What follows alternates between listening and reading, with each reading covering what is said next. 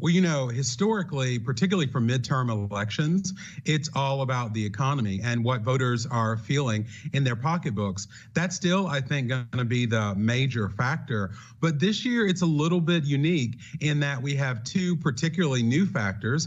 That's the recent Supreme Court decision on abortion, and then the Trump factor. Not just former President Trump, who will be, of course, campaigning and rallying for candidates he's endorsed, but also a lot of election denial, which centers around him. It'll be interesting to see how that will compete with economics on the list of priorities for voters in the midterms.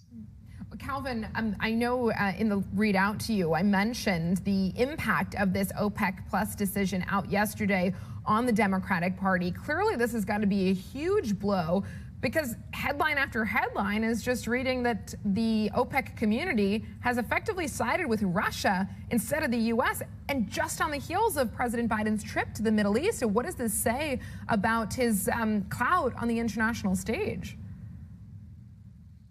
Well, normally OPEC decisions, things at this level, I wouldn't say have an effect on U.S. elections, for example. But this comes at a particularly vulnerable time for President Biden. And on the campaign trail, Republican candidates are going to hit Democrats with all of these vulnerabilities. I mean, think about it. This one OPEC decision, that points to a lack of U.S. energy independence, if you believe the Republican line about that.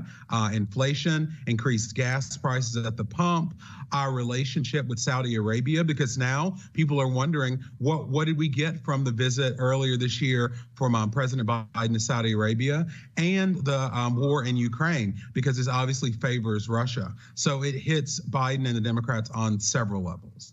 Calvin, I'd like to go back to what you said at the beginning, which is that the economy is probably going to be front and center going into the midterms. How do you think the Democrat Party is viewed right now in terms of how they are dealing with some of the economic challenges? Well, I think that's an area of vulnerability for the Democrats. But I also think that, it depends whoever's in power at the moment, when the current economic conditions are what they are when people go to the polls. A lot of has been made with, increased gas prices, inflation, but we've got to remember that people have already voted. I already voted. So I don't know if the short-term, ups and downs are going to affect voting, but I do think voters are going to hold the party in power for anything they feel in the pocketbooks.